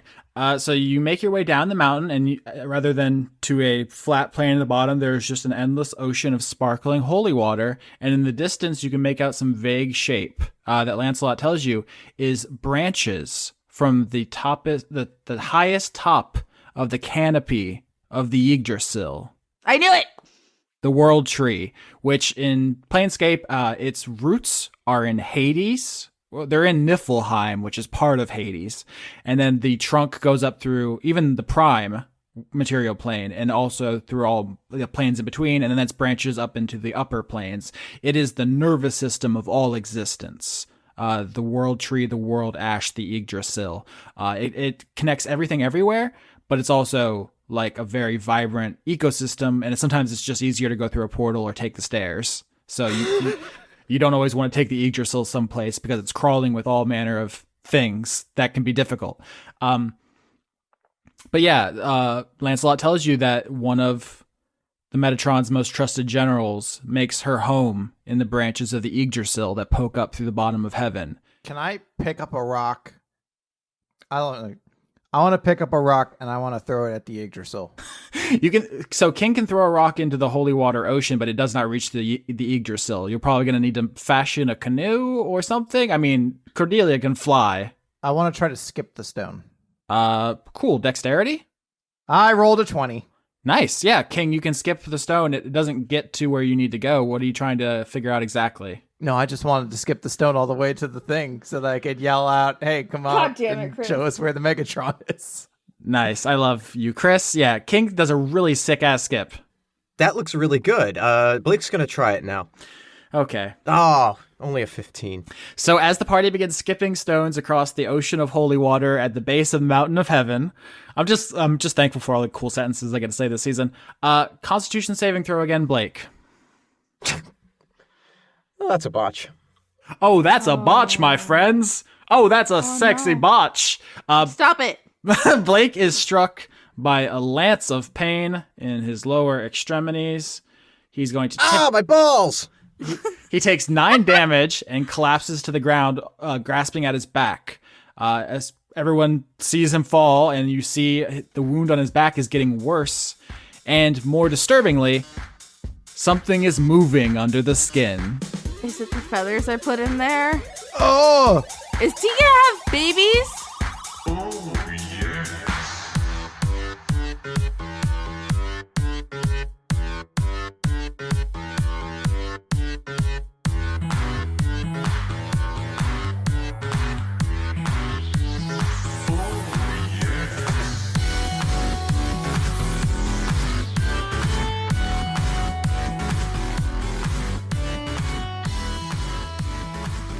Executive producer. No, that's not how we start this. That's how we start everything. Live from the credit prison. It's Lauren's at my house.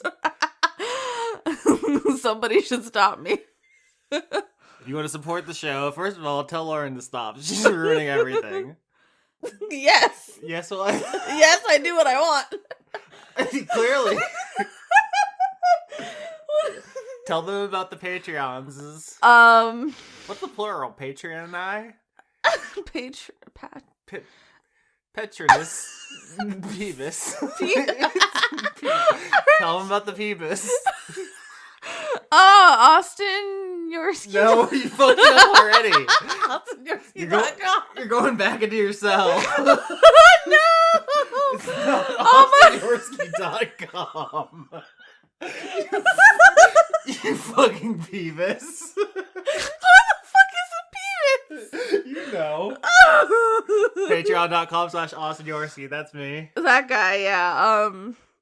Other people too. Patreon.com/LauraKBuzz. She has books. Buy the books. She talks about them. Episode description. You can click on stuff. You know how to click. There's links. I love a link. Oh my god. Patreon.com/Weekly Manga Recap. That's Chris. He's very sad. Please give him money. And Conrad's at Of Horse. That's Patreon.com/Of Horse. Yes. Bojack. He's also on. He keeps calling it Movie Boys. It's Spin-Off Doctors. And it's in the Jimquisition feed. He's been on the show for a year and a half, and we've never said that. Really? It's not even its own feed. We're really bad at doing the credits. Super bad, dog. Tell them about your things. I'm on Twitter. It's pretty cool. That's RAWRGLICIOUS, and you can buy pictures of my titties. That's the thing you can do. Tell us about the executive producers for July 2019. A Bozog blew my cover 6. Romantics defeat the evil mimics. Okay, so now you're gonna scream because you're at my house. When you're at your house, you fucking whisper into the mic. Suck my dick. No. A werewolf with a Chinese menu in his hand. You're doing the whole thing now. You want me to come in here? I'm too far away from the mic. They can't hear me. Aaron, conduit of festive anarchy. Happy Bastille Day. Hell yeah. Abigail Grace. Oh, she's screaming. Adrian White. Aftershock, lecherous patron of Lauren's lascivious ludoporium. Thanks, homie.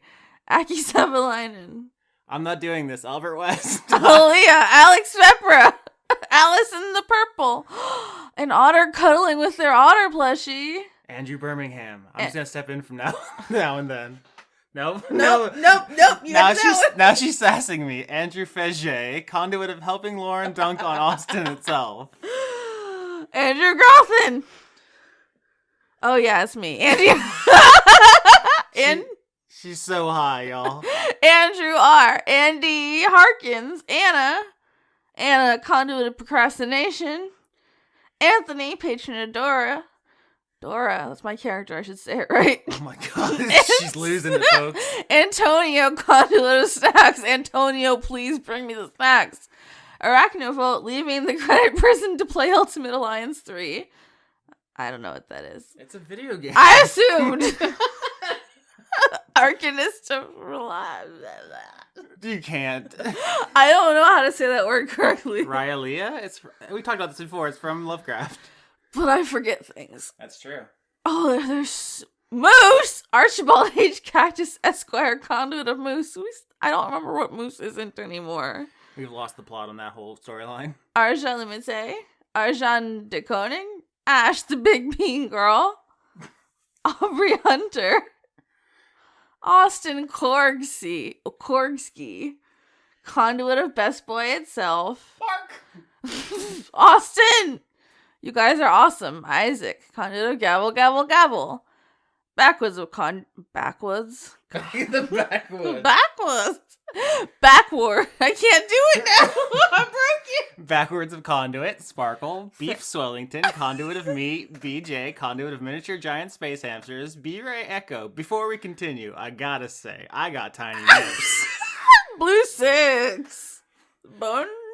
Is it Bone S or Bones? I feel like if it was Bones, it would have 3 S's. With only 2, it looks like Bone S. Bone S. Brady, conduit of successful murder. No! Finally. You're under arrest. This is a sting operation. I'm no narc. Brent, still every episode of Dice Funk. Goatly. Birdie Monk, private security. Used ocular pat down. It's super effective. Please do the next one. By the way, you may slam jam my mam ham. I feel like you could have put clams in there somehow. Clam. By the way, you may clam slam my jam mam hams. Callum, what is moose? We must know. Turner. Cameron Abbas. Well, hold on. Let's put our official guess in for the week. What is moose this week? I'm going to say a worm. Have I already said turtle? I feel like you probably have. But you didn't say tortoise. Tortoise and or bearded dragon. Okay. Can't spell mustelata without must. That's the family the ferrets are in. Oh, you love those guys. I really do. Candace, listen to Dice Funk. Starling. Lauren actually doesn't listen to Dice Funk. I do. Mm-hmm. I don't always finish the Uh-huh. So, who is that noise?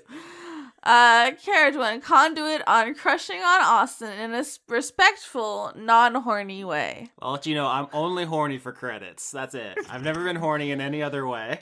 Charlie, oh god, I forgot about all the puns in season 3. Chocolate. The show's good. Chris, conduit of bad decisions walling. Christ, man, conduit of dying for your horny sins. We're gonna have to multi-kill that fool. Christopher Charlotte. Go Hoblast. You need help reading there, homie? I forgot for a second. Corum the wheels on the Merkaba go round and round and shout, holy! Cosminion, conduit of stardust. Counterfeit. C.R. Saldana, prophet of our in Jesus. Q, I appreciate you, yes you. Cumber. DL. Dandy Snuff. Daria, go right. Damn it, Daria, you know what you have to do. Dawning Frost. Decibel. Dennis Pancake Detlefson. Devin, conduit of evolution. Don Johnston. Dorian, conduit of devotion. Dr. Tao. Dr. Goatman. Dr. Isix. Dragon in the server room. Dylan and Rillin the dog. Listening on a lazy Sunday morning. Also dishes. You got it, dog. Okay, Dylan, conduit of bigger skeleton booty. Ebra, I'm too cuckold for this shit. Very good. Einar J. Ecorin. Elder dog. Elderlygoose.com. Canonically not born. That's true, I checked. Eleanor Donantes Periton, conduit of endless crushes. Please help. Aline. I really like how you put a lot of energy into that question mark. Holy shit. Elizabeth Jackalope. Elusive Lily. Emma Moose is none of those things. God damn it. Emma, you're really fucking with us now. You're really cheesing my onions. Why is that about? I don't know. It's just words that came out. Emma Murons. Indigo Van Dyne. Eric, conduit of insatiable horniness. Good Christian boys and girls are only horny for credits. That's the only thing we're allowed to be horny for. You can go, dog. Oh no, I don't want to go, dog. Aaron Lagadeck. Ethan Lawrence. Evan Ledoux, conduit of finally deciding to support the show after you. And then it cut off, but thank you. Extolaris. You gotta do that one. I do? I ring Mike, conduit of holy, holy, holy, holy, holy, holy, holy, holy. Just Google Trisagion. It's a real thing. It's a liturgical thing in Christianity. You gotta say it. Fabian got that dank. Florian H. Francois Arsenal. Mm-hmm. You tried. Fuck you. Thank you. Francois V. Frank Sands, listen to Continue podcast and Dice Funk. Gabe, I named my Roomba Steve Dade Albacaris. That is smart. Grapefruit juice. Or only in the G. Holy shit. Chris. Chris. I was say sketch. It's gonna be Chris. so mad. Chris. Graphite. Conduit of rhetorical questions. Grimlock. Guinevere Cummings. Hathor Grundarson. First of his name. Born of fire and brimstone or deep. Harley Astor. Harrison Andrew. Harry! More boys in crop tops. I agree. You can't just scream. There's 4 exclamation points. I have to scream. That's fair. He's unmasked. Hers pussy broke down. Yeah, big same. I'm done. Oh no, she died. All right, I'm subbing and getting here. How do I make friends? Regards, conduit of social faux pas. Hunter Howland, shut up. She's here now, so if she tries to interrupt me, I can just karate chop her. Hustle Bones, Ian Morgan, Ingmar Gremmin, Ink Drop the Ooze, Inducer of Oosmosis, careful, it's contagious. Invicta here, reminding you to celebrate Soul's independence, or else. Jer. Isaac, conduit of Tux the Penguin. I've been talking like Laura and IRL, now my family's worried. Everyone else is too. Do you think that we're going to look back on this and be like, wow, Lauren was the corniest bitch who ever lived. She's always talking about doggos and big heckin' puppers. Or do you think it's timeless? Or we're like, no, that's just how Lauren talked. I talked so weird, yo. I just said yo! James Neely. Jamie, the pink-haired I almost said massacre. That's really Oh my god! Jamie, the pink-haired menace. Janiac, conduit of... Okay, Lauren, you read this one. I'm gonna Conduit of a hot tabaxi mama licking my furry bits. Janiac, just because you're Laura's fiance, do you think you can just come on here and say anything you want? Is that what you think's going on? Because there's things I won't say, and that's one of them. I found it. Jaspel, conduit of birthdays. Happy birthday, I'm assuming? I mean, okay. All July. All July. Everybody, happy birthday. Jay Logan, conduit of queerness itself. Jayish Wizard, the Wizard of Jay. Jealous Goddess Pause. Cosplay. Pause-clay. Pogplay. No! Jenny Colby. That one's yours. Which one is me? Just Fed Yay? yeah. Are you just gonna give me any ones with J's in them, huh? Is that what's going on? We're Americans. Sorry about our mouths. John Kerry, not that one. John Potts. Johnny's number 3 fan. Me and Leon are 1 and 2, obviously. Oh, John Barnett, conduit of always trying to catch up, but never quite. Johnny Tips. I wish I had some Johnny tips. Joseph Tombrello, cutting that off. To deal with my Johnny, I always want tips. Josie, conduit of gender feels fanfics. Drew Man Jack. Julian Phillips, conduit of Kaizen. Just the Jester. Justin, conduit of asking how will we be emotionally ruined this time. Oh, there's a lot of small, cute things to get attached to. Jorgen. Sure hope nothing bad happens to him. You get to finish. Okay. Jorgen, Indie Monster, Winewig Ford, conduit of name butchering. Caster UK. Kate, conduit of semi-regular regret. Kiefer Lowe. Keith Chauman. Keith Chonkers. That's what I thought too. Chonkers. The Keller Automat. Ken, conduit of finally writing this goddamn PhD dissertation. You get him, Ken. Kentoroy? Whichever. You can tell when your brain just shuts down and she's thinking about fucking seals again. Oh, I really love pinnipeds. Kentoroy. That's the best you're gonna get from me, homie. Kevin Dobbins. Killer Cotton Shizno. Kaneko fan.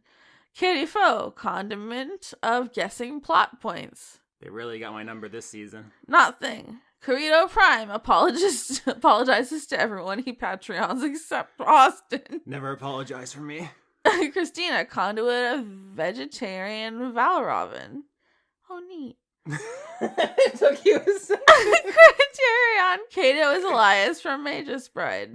I get that reference. I actually specifically... Never mind. I was going to say I talk about this character design, but I tried to avoid the Magus Bride guy on purpose. Crystal, who thinks season 5 was a cover-up paid for by Big Mothman TM. Kyle Badsvik. Kyle, president of the Drop Goodwood fan club. Lana Chop, chop, Is it chop. okay? I'm gonna let you get in here. Lana Seawolf, Lady of Bones. Lauren's duckling. Okay, I just want to make it clear. It is my mom's duckling.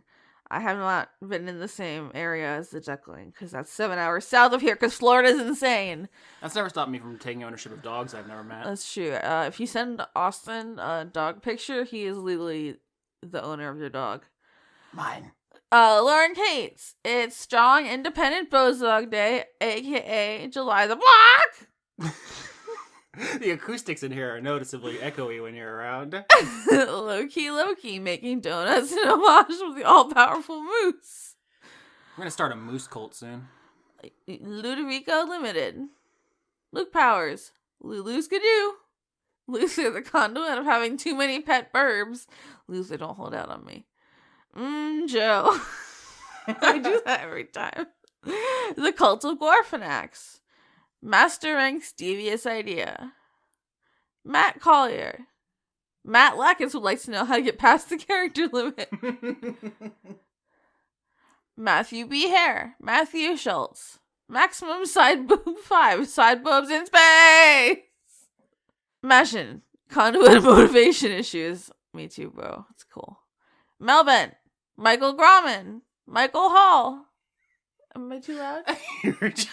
I'm really scared to look at the waveforms. I can't get away from the Excel document without looking at them, and it's going to be a fucking massacre. Where were we? I said Michael Hall, I think. Oh, fuck. They sent us a correction on how to pronounce their name. Is it Mikael Minkler? Michael? Michael. Mitchell. Fuck. I'm not even high for the record. How are you? Mikael Minkler, conduit of LGBTQIA plus Wrath Month. Don't hit. Don't tell them I hit you. They're gonna know. You fuck. Midlife stasis. Mike Dross. It wasn't even a hit. I tagged you in for the record. Whatever, bitch. Mika from Finland. It's a wrestling thing. Miles and Rose, conduits of yin and yang. Modified Matthew. Morgan Rapp. Mr. Willie Phoenix Stevens, lesbian seagull Pooh Bear Shaker. My personal favorite patron, Matt Luce. Oh, you cracked the code. My Valentine is postmodern art artist Cy Twombly. Namita Aneskins, conduit of natural to itself. Nathaniel Holman. Nicholas Dominic. Nicole Woodruff. Nina Person. Not S. Kearney, but Ideal Brando. Nani? Is that Paye Rabjerg? As far as I know. I like to do the, yeah. You can do whatever you want, and legally they can't sue you. Nice. Pangolin needs Laura to use some goddamn magic. Was that about Leah Myra? She's doing some magic. Well, they haven't heard the best magic so far, so. Oh, patriotism is a lark. It really is. Paul Mullen. Pineapple. Pixel Fool. Please call me Ashley. Yes. Just Ashley. Pocket Sundial. Preston Bowers. Pro Wrestling Mothman Jermaine Walls. Professor Husband Fizzleberg. Philosophy of Hallucination Department. I need to breathe. Shard Point. Did you lose your breath? Yes. I can't breathe through my nose. I have a deviated septum. Listen, reading credits is technically exercise for everyone out there. Pruitt Holcomb.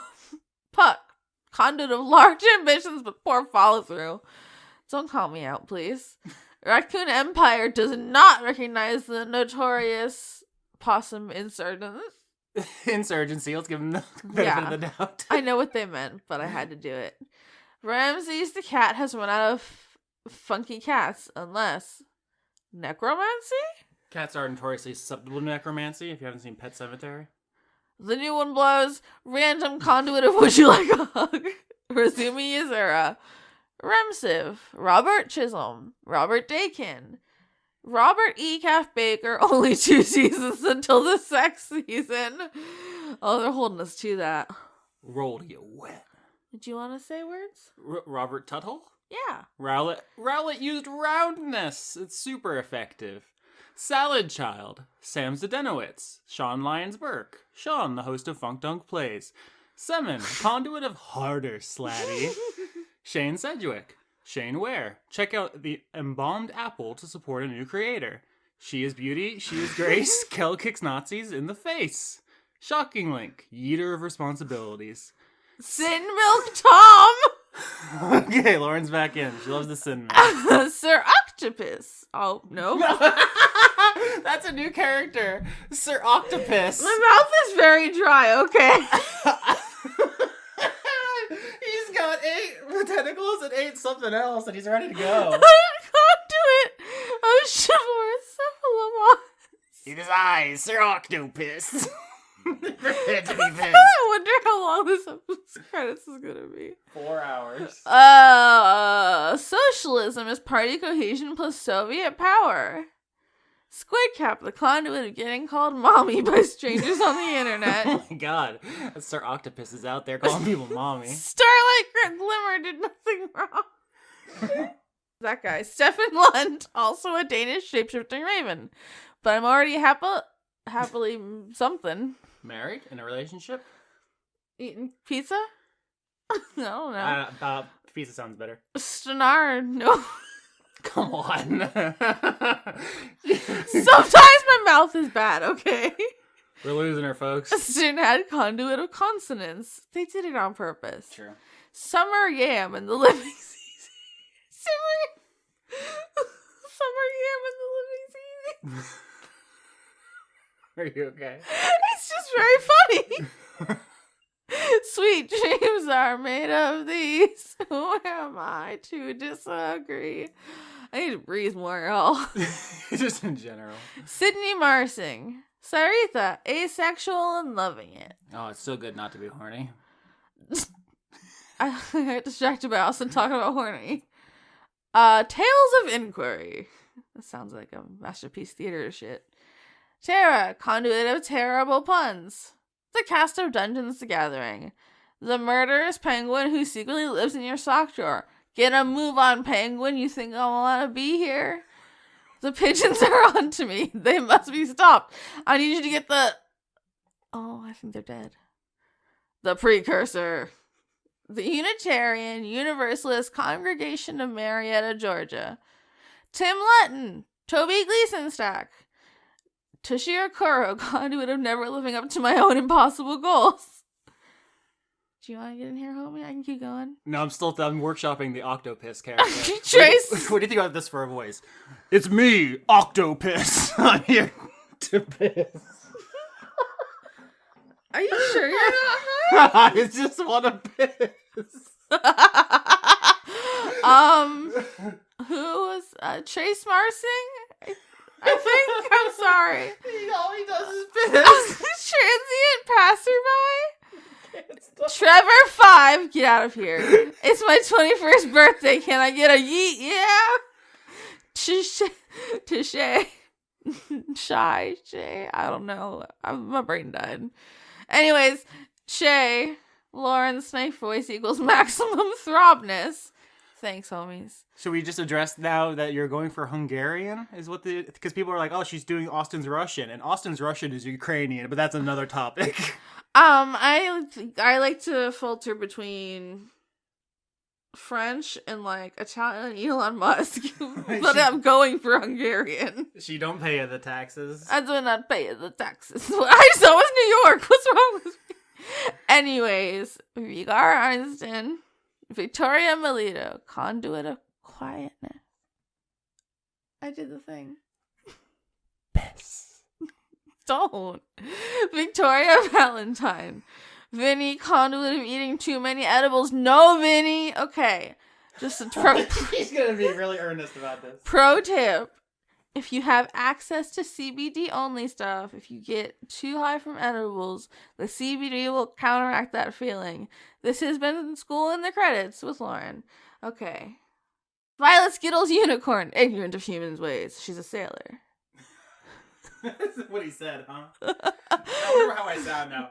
Get the guards. I have to take her back to the credit prison. Volcano pussy melt your Peter like ice. Sounds like a rap lyric. It really does. Renchi, now that introductions are done, how are you? I don't know, man. Horny for credits. Stop it. Zephysaurus, you know, Jade is hot. Nice one, Jade. I'm in bed now, Jade. On the other side of the room. Z23619. Zoltar, the Viking death metal caterpillar, conduit of retribution. Retribution, I don't know. That guy sounds like he fucks. It's over now. Tell him about the fucking websites. That's how we already did that. Podbean, iTunes, Google Play, YouTube. Translate for me. Google Play, I think.